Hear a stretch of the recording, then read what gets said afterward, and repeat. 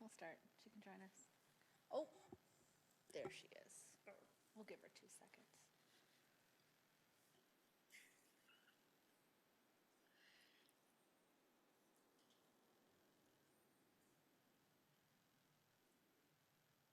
Hey, you just got to make it by the clock on there.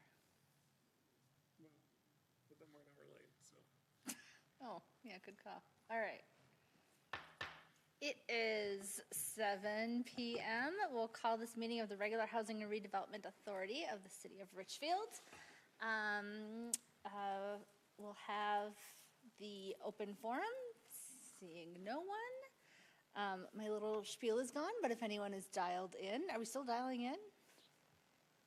Chair Rees-Daniels, no, we are not. Unless you call ahead to request that service, it is no longer available. We'll let you know when that happens. Oh, good. I don't think anyone ever called in anyway, so.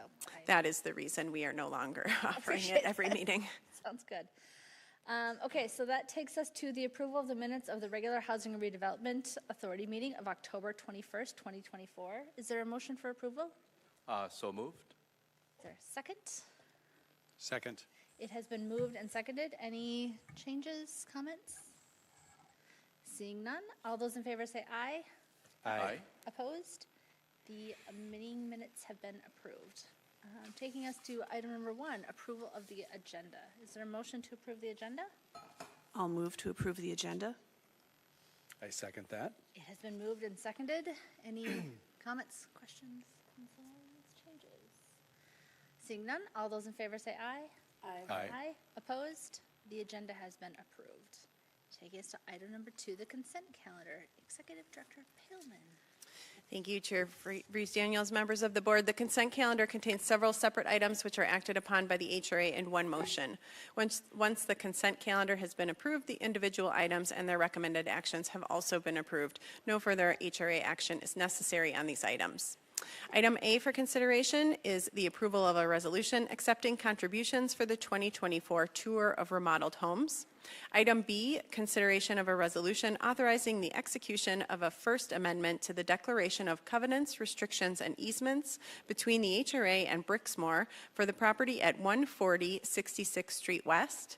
And item C, consideration of the updated Richfield HRA Administrative Plan to conform with the new Housing Opportunity through Modernization Act final ruling under the Section 8 Housing Choice Voucher Program. And that concludes tonight's consent calendar, which I submit for your approval. Thank you. Is there any discussion or anybody want to remove anything from the consent calendar? All right, seeing none, is there a motion to approve? I make a motion to approve the consent calendar. Is there a second? I'll second. It has been moved and seconded. All those in favor say aye. Aye. Opposed? The consent calendar has been approved. Taking us to item number 4, Executive Director Paleman. Thank you. I will ask Housing Specialist Hillary Lovelace to present the staff report tonight. For those of you who have not met Hillary, here she is. Thank you. I'm here today to talk about change to our loan forgiveness policy so that there are fewer loans that we need to bring before the HRA in a formal and recorded public meeting. As the HRA has a loan portfolio of over 375 loans currently, and with many reaching their 30-year term deadlines, we are looking to approve a loan forgiveness policy that would grant the HRA Executive Director the authority to approve the forgiveness or settlement of HRA loans in cases of financial hardship. So this could include foreclosures, underwater mortgages, cases where the borrower needs to move due to medical or safety reasons, or where the borrower has passed and the heirs are not able to pay back the loans on the property. We recently have heard of more interest in forgiveness for these loans in situations where it feels like asking somebody to be present in a public meeting might be a potentially traumatizing experience.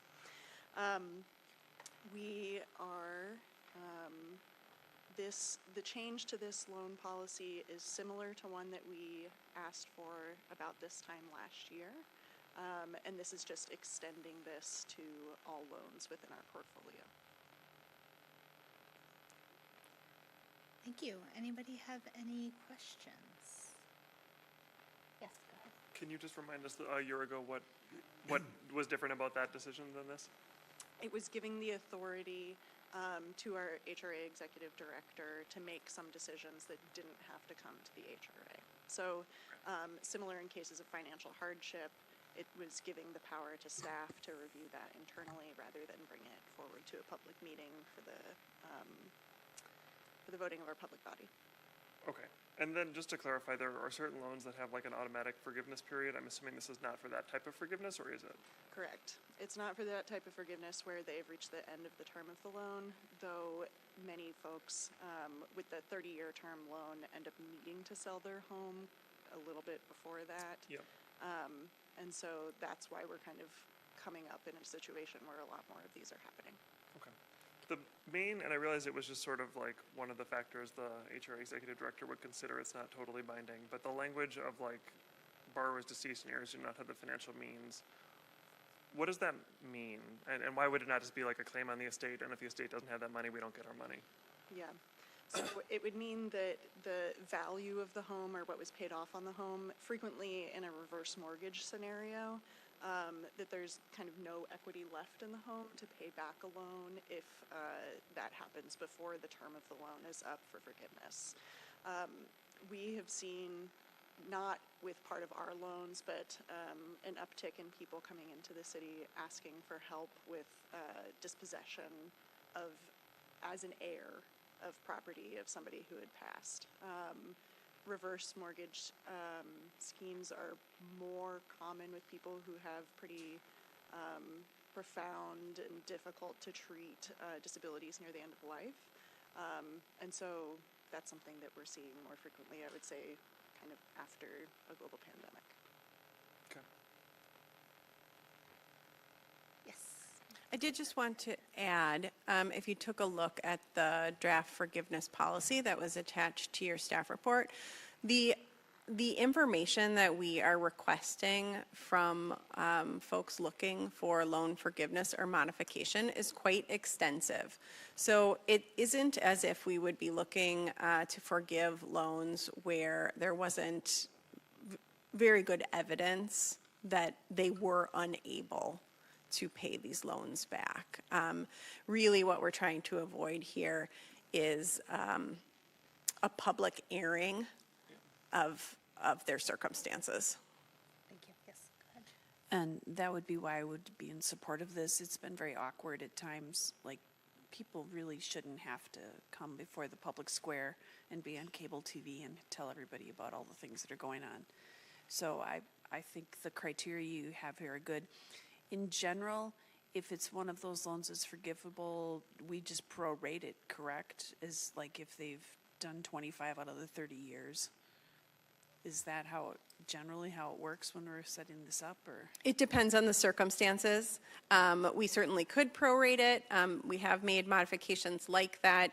In most of the circumstances that we've seen, they are unable to pay really any of the loan back, although it has been toward the end of the loans, and so we have ended up just fully forgiving what remains, yes. The prorated amount, yes, we'd end up forgiving that. All right, thank you. No, I do think this is good. It doesn't seem like it should be necessary to have somebody have to come and tell their whole personal history on the public square. Yeah, go ahead. Well, I would concur with that. I would agree that I don't think there is a need for someone to come and, who's going through a traumatic situation to kind of air their difficulties before the public. And I know that this indicates in the packet that these are for loans that would be for $50,000 or less. So it's relatively small amounts. I guess the only thing I would ask for is maybe once a year, maybe with like an annual report, there would be some type of report of what type of activity has been involved with this approach.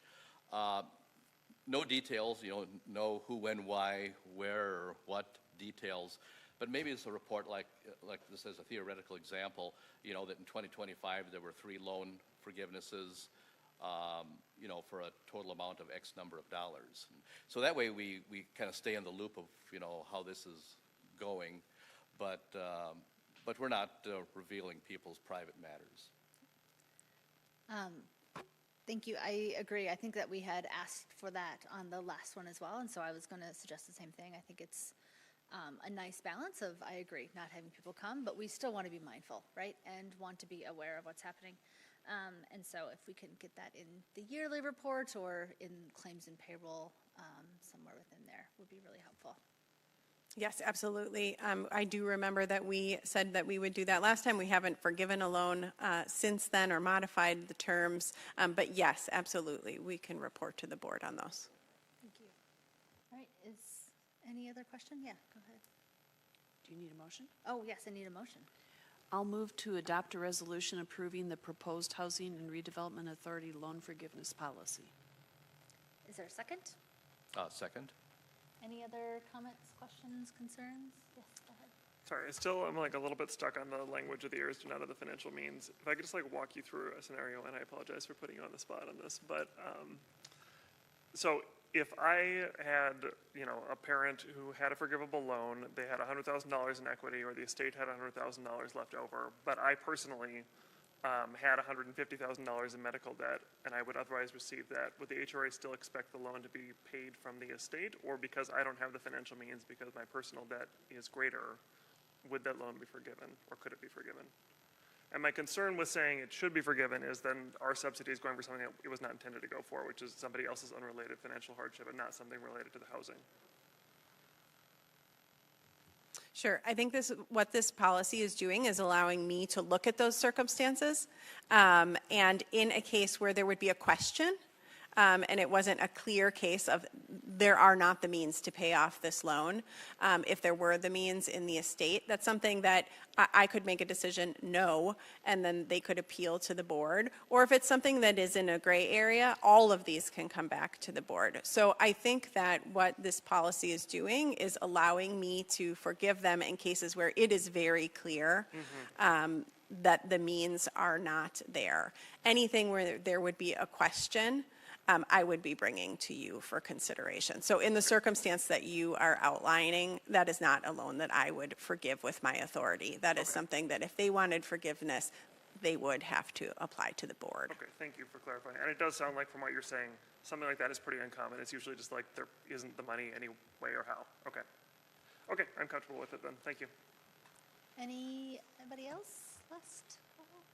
All right. All those in favor say aye. Aye. Opposed? And the motion carries. Let's scroll back up. Item number 5, HRA discussion items. Any HRA discussion items? I know we said last week, or last meeting that we had, about the event, the tour remodeled homes, but since we have Hillary here, just again, thank you guys for all the work that you do. It's a great event, and it was so fun to see everyone. So, well, we can thank you in person. Thank you. Anything else? All right. Item number 6, Executive Director's Report. Thank you. I will just mention, if you didn't see it in your email, if your email is like mine, that there was a council memo that went out about our decision regarding CDBG funds and the fact that we will, through 2025, continue to administer them as we have, since that is programmed in the budget. That will give us time to complete our housing program evaluation and look for a way to replace those funds or explore other opportunities. So that will be happening in 2026, where we'll be part of the consolidated pool. And again, there's a memo in your email about that. If you have any questions, let us know. That's it. All right. Is there a motion to approve claims? I make a motion to approve claims. Second? It has been moved and seconded. Any comments, questions, concerns? Seeing none, all those in favor say aye. Aye. Opposed? Claims have been approved, and that takes us to adjournment. Thank you, everyone.